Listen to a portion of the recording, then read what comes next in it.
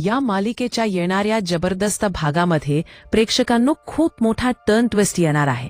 इकडे अस्मिताच्या आता डोहाळे जेवणाची तयारी चालू आहे, तर तिकडे सायली लग्नाला गेली। पण ज्या वेळेला आता इकडे सायलीला डोहाळे जेवणाची आता सगळी तयारी कळली आहे, त्या वेळेला धावत परत सायली आली, कारण आता इकडे खूप मोठी गोष्ट घडणार आहे आणि ती गोष्ट म्हणे आता सायलीच्या पायावरील तुळशीपत्र दिसण्याची वेळ आलेली आहे। नक्की काय घडलंय प्रिय? आता अस्मिताच्या डोहाळे जेवणाला सायलीच्या पायावरील तुळशीपत्र कसं समोर आले?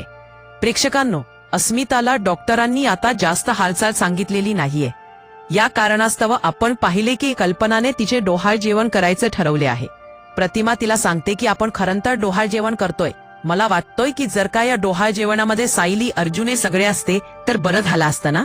यावर ती सांगते, अगं हो, मला कळतंय तू काय म्हणतेस ते। पूर्ण सुद्धा इथे नाहीये, पण तरी सुद्धा जर का अचानकपणे काही अस्मिताला नेण्याची वेळ आली हॉस्पिटलमध्ये किंवा काही असं झालं तर आपल्याला अचानकपणे आता म्हणजे हे नको व्हायला, त्रास नको व्हायला।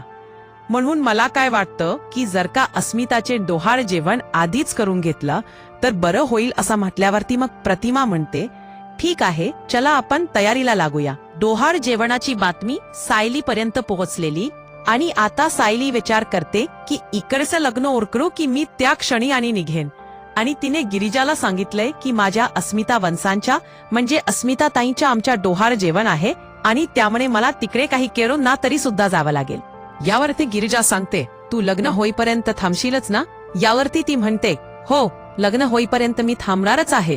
प्रेक्षकांनो, इकडे प्रियाचा शोध चालू असताना प्रियाला अचानकपणे एक माहिती कळालेली आहे की महिपत 100% इकडे आलेलाच आहे। आणि त्यानंतर ज्या वेळेला प्रियाला ही माहिती कळाली त्यावेळेला मग आता लगेचच प्रिया महिपतचा शोध घेण्यासाठी ज्या ठिकाणी आता महिपत दडून बसलाय त्या ठिकाणी म्हणजेच आता तुळजापूरच्या नागेश्वरच्या घरी ती ऑलरेडी आलेलीच आहे। मग त्याच ठिकाणी महिपत दडून बसलाय हे ज्या वेळेला तिला कळले, तिची शोध मोहीम सुरू झालेली आहे। मग ती आता महिपत नक्की कुठे दडलाय, काय दडलाय हे शोधण्याचा प्रकार ज्या वेळेला करत असते त्याच वेळेला तिला आता एक माहिती इकडे अशी कळते की अस्मिताचे डोहाळे जेवण तिकडे चालू आहे आणि त्यामुळे सायली तर डोहाळे जेवणाला जाणारच आहे आणि त्यामुळे कारस्थान करायला मला सुद्धा तिकडे जायलाच पाहिजे। आणि त्यानंतर मग आता अस्मिता ठरवते की इकडेच लग्न उरकून आपण तिकडे जायचं, म्हणजे इकडे अस्मिताचे डोहाळे जेवणाच प्लॅनिंग ठरलंय। आणि त्यानंतर मग आता प्रिया घरी आलेली आहे आणि प्रिया या सांगती आहे, बघितलंस अस्मिता तुझ्या डोहाळे जेवण मला समजलं, त्यावेळेला मी धावत पडत आलेली आहे, पण सायली मात्र काही इकडे आलेली दिसत नाहीये, म्हणजे मला कळच नाहीये सायलीला काही पडलेलंच नाहीये का तुझ्या। त्यावर ती म्हणते, बघितलंस ना, म्हणजे आता सायलीला तिची ती मैत्रीण महत्वाची, तुझ्याबद्दल तिला फारसं काही वाटत आहे असं मला तरी वाटत नाहीये। अस्मिता प्रेक्षकांनो थोडीशी उदास होते आणि त्यावरती लगेचच सायलीची एंट्री झाली आणि आता कल्पना म्हणते, सायली तू यावरती, आणि इकडे सायली म्हणते, आई काय झालं? म्हणजे तुम्ही इतक्या घाई गडबडीत अस्मिता ताईंच्या म्हणजे डोहाळे जेवणाचा का निर्णय घेतलात? यावरती कल्पना तिला सांगायला लागते, अगं काय सांगू तुला, खूप मोठी गोष्ट अशी घडली ना की आता अस्मिताची तब्येत बरी नाहीये आणि त्यामुळे डॉक्टरांनी असं तिला जास्त हालचाल करायला नाही सांगितले आणि म्हणूनच आम्ही अस्मिताचे डोहाळे जेवण ठरवले। आणि त्यावरती अर्जुन म्हणतो, तन्वी तुला काही जास्त बोलायची गरज नाहीये, कारण ज्या वेळेला सायलीला समजले ना की अस्मिता ताईचे डोहाळे जेवण आहे त्याच वेळेला तिने आता इकडे येण्याचा निर्णय घेतलेला आहे। त्याच वेळेला ती मला म्हणाली की लगेचच आपण आता जाऊया, म्हणून आम्ही लगेचच इकडे आलेलो आहोत, उगाचच तू कुणाचेही कान भरण्याचे कुणाचेही काम करू नको असं तो म्हणायला लागतो। आणि तो सांगतो, ताई तू चिंता करू नकोस, तू कुठेही असलीस ना तरी सुद्धा आम्ही तुझ्या पाठीशी असणार। त्यावरती सायली म्हणते, हो अस्मिता ताई, तुमच्या डोहाळे जेवणाला मी येणार नाही असं कसं होणार, डायरेक्ट आम्ही इकडे आलेलो आहोत। मग आता अस्मिता सांगते आहे, हो सायली, मला माहिती आहे माझ्या डोहाळे जेवण आहे आणि तू येणार नाहीस असं कधी कधी होणारच आहे। मी मम्माला म्हटलं होतं की इतक्या घाई गडबडीत करू नका, आपण सायलीची वाट बघूया। त्यावरती मग आता अश्विन सांगतो, बरोबर आहे ताई, तुला बाकी कोणाची काय चिंता वाटणार, तुला सायली आणि अर्जुन यांची चिंता वाटणार, कारण कसं आहे जिकडे माप झुकत तिकडे तू ना। आता सध्या घरामध्ये सायली आणि अर्जुनची चलती आहे आणि म्हणूनच तू आता इथे त्यांच्या बाजूने आहेस। यावरती आता इकडे अर्जुन म्हणतो, अरे आजच्या दिवसाला तरी आता तिला टोमणे मारणं सोडून दे. म्हणजे कसं आहे ना, तिलाला आता आपण आनंदात ठेवलं पाहिजे किंवा तिच्या आनंदाची काळजी केली पाहिजे. तर तू तिला टोमणे कसले मारतोयस? अश्विन, मला हे तुझ्या वागण्या पटलेलं नाहीये. त्यावरती मग आता अश्विन बरोबर आहे. दादा, एकमेकाला एकमेकाची साथ तुम्ही देतच राहणार आहात ना, म्हणजे तू तिची साथ दे आणि ती तुझी साथ दे. अशाच गोष्टी तुम्ही आता करत बसा. पण ठीक आहे, मला काय याच्यात इंटरेस्ट नाहीये. तुम्ही तुमचं करा, मी जातो असं म्हटल्यावर ती आता सायली सांगते का उगाच तुम्ही भांडताय. असताना जर का आता तुमची दोघांची गरज आहे तर तुम्ही दोघांनी सुद्धा तिकडे असणं आवश्यक आहे. अस्मिता म्हणते, अश्विन प्लीज आजाचं माझ्या डोहाळ जेवण तरी आता नीट होऊ दे ना. तू का उगाच याच्यामध्ये विघ्न आणण्याचा प्रयत्न करतोयस? सगळ्यांनी एकत्रितपणे आपण डोहाळ जेवण साजरं करूया. असं म्हणत बिचारी अस्मिता सगळ्यांना शांत करण्याचा प्रेक्षकांनो प्रयत्न करत आहे. पण आता इकडे डोहाळ जेवण सुरू झाल्यावरती प्रियाला कुठशी गप्प बसण्याची खुमखुमी. प्रिया आता याच्यामध्ये काहीतरी कांड करायचा प्रयत्न तर करतच आहे.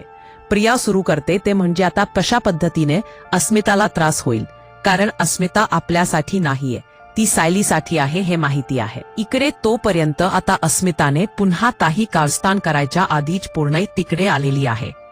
अस्मिता पुन्हा एकदा आता इकडे आपल्या म्हणजे प्रिया पुन्हा एकदा आपल्या अस्मिताला त्रास व्हावा आणि त्याचा सगळा भांड्या सायलीवरती फुटावं यासाठी पुन्हा कारस्थान जी तिने चोरोटीच्या वेळेला केली होती ती करण्याचा आता प्रयत्न करत आहे.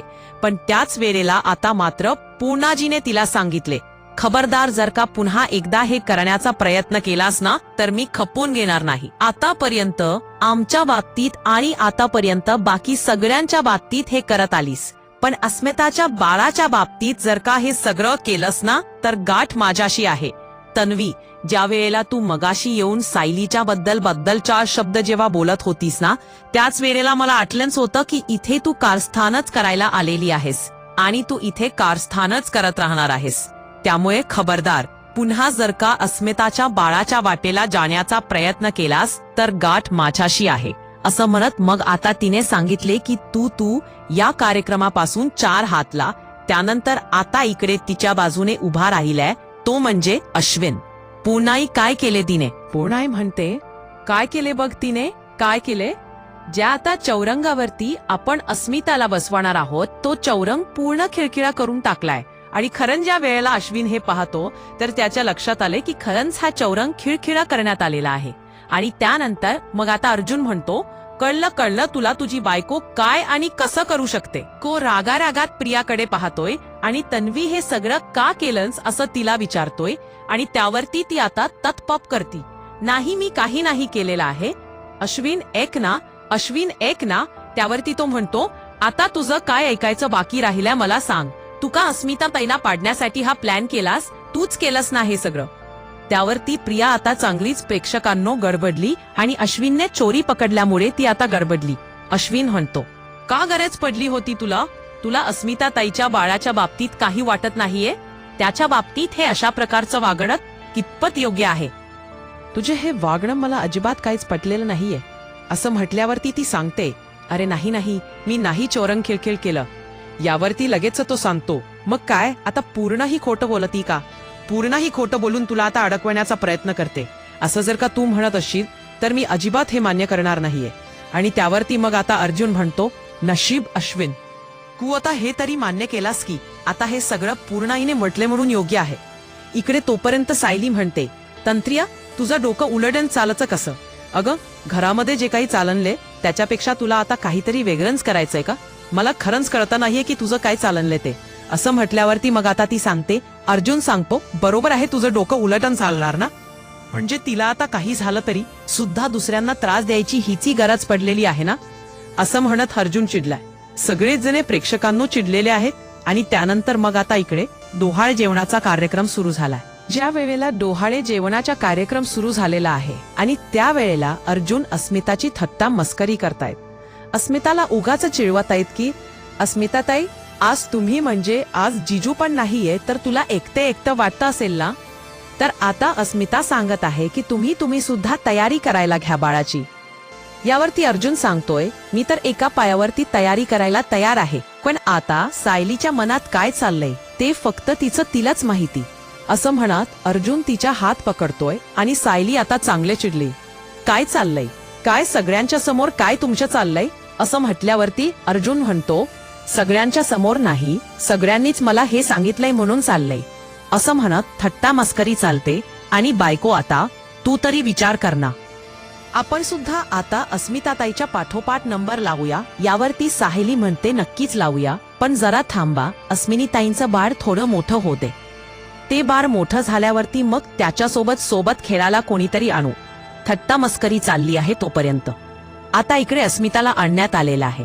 प्रेक्षकांनो, ज्या वेळेला अस्मिताला आणण्यात येतं, पुन्हा एकदा अस्मिताच्या ताच्या प्रेक्षकांनो तोळ जाताना आपल्याला दिसत आहे. ज्या वेळेला अस्मिताच्या तोळ जातोय त्यावेळेला सायली तिला सावरते आणि हे सरळ करत असताना सायलीच्या पायावरील जे काही तुळशीपत्र आहे ते तुळशीपत्र समोर येताना आपल्याला दिसते. सायलीच्या पायावरील तुळशीपत्र ज्या वेळेला समोर बाकी कोणी नाही, पण अस्मिताने ते तुळशीपत्र प्रेक्षकांनो पाहिलेलं आहे. अस्मिता ज्या वेळेला ते तुळशीपत्र पाहते आणि ती आता थोडीफार सावरल्यावर ती खाली बसते. इकडे प्रिया चांगली चिडलेली आहे आणि आता प्रियाने पण ते तुळशीपत्र पाहिले आणि ती विचार करते, अरे देवा, हे तुळशीपत्र सायलीने पाहिलं नसेल म्हणजे मिळालं. म्हणजे आता जर हे तुळशीपत्र सायलीने पाहिलं तर माझ्या तर काही खरं नाही, किंवा अस्मिताने पाहिलं तर नरच नाहीये. त्यावरती कल्पना म्हणते, एक मिनिट सायली, तुझ्या पायावरती काय आहे? यावरती सायली म्हणते, काय झालं? त्यावरती कल्पना म्हणते, अगं तुझ्या पायावरती काय आहे? यावरती प्रिया म्हणते, नाही, तिच्या पायावरती काय आहे? तिच्या पायावरती काहीच नाही. त्यावरती अस्मिता म्हणते, एक मिनिट, मी सुद्धा पाहिला. त्यावरती प्रिया आता सगळ्यांना बाजूला करत ते थांबवण्याचा प्रयत्न करत असते की नाही नाही, तिच्या पायावरती काय आहे? काहीच नाही. पण त्याच वेळेला अस्मिता म्हणते, एक मिनिट सायली, तुझा पाय दाखव. त्यावरती प्रिया म्हणते, आता तुम्हाला उशीर नाही का होते हे करायला? म्हणजे आपण प्रोग्राम सुरू करूया. सायलीला प्रेक्षकांनो संशय आलाय की अस्मिता काहीतरी लपवती आहे आणि तिला हा संशय आल्यावरती मग ती कुठली गप्प बसायला. मग मात्र ती काही गप्प बसत नाहीये आणि आता लगेचच ती सांगते, काय झालं अस्मिताई? अस्मिता म्हणते, सायली, ज्या वेळेला मी खाली पडत होते त्यावेळेला मी तुझ्या पाय बघितला होता आणि त्या पायावरती मला एक खून दिसली. सायली म्हणते, खून कसली? तुळशीपत्राची. यावरती प्रतिमा सांगते, हो, तुळशीपत्राची. त्यावरती प्रिया सांगते, कसलं तुळशीपत्र? काय तुळशीपत्र? सायली, तू काहीही बडबड करती आहेस. यावरती सायली म्हणते, मी का काही बडबड करेन? त्यावरती कल्पना म्हणते, तू गप्प बस सायली. तुझ्या पायावर तुळशीपत्र आहे? प्रिया मध्ये चोंबरेपणा करते. सायली म्हणते, हो, माझ्या पायावर तुळशीपत्र आहे. अस्मिता सांगते, मी ज्या वेळेला पाहिलं त्यावेळेला मी ते तुळशीपत्र पाहिलेलं आहे. सायली सांगते, ती माझी जन्मखून आहे. प्रिया म्हणते, खोटारडी. बघितलं तिने जन्मखून हिची कधीपासून झाली? ती तर जन्मखून माझी आहे. अस्मिता म्हणते, माझ्या पायावर तुळशीपत्र आहे. मग ते चोंबरेपणा करते. सायली म्हणते, मी ज्या वेळेला खाली पडे त्यावेळेला ते तुळशीपत्र पाहिलेलं आहे. आता ती जन्मखून आपली असल्याचं सांगण्याचा प्रयत्न केलेला आहे आणि त्यानंतर मग मात्र खऱ्या अर्थाने पुढचा गेम सुरू झालाय. आणि त्यावरती सायली म्हणते, हिच्या पायावरती तुळशीपत्राची खून कधीच नव्हती. लहानपणापासून ती खून माझीच आहे. असं म्हणत सायलीने आता प्रियाला चांगलाच फटकारलेला आहे. आणि त्यानंतर मग सुरू झालाय सगळा खेळ. ते प्रतिमाला आठवलेलं आहे आणि प्रतिमा म्हणते, ही तर खून माझ्या तन्वीच्या पायावरची आहे.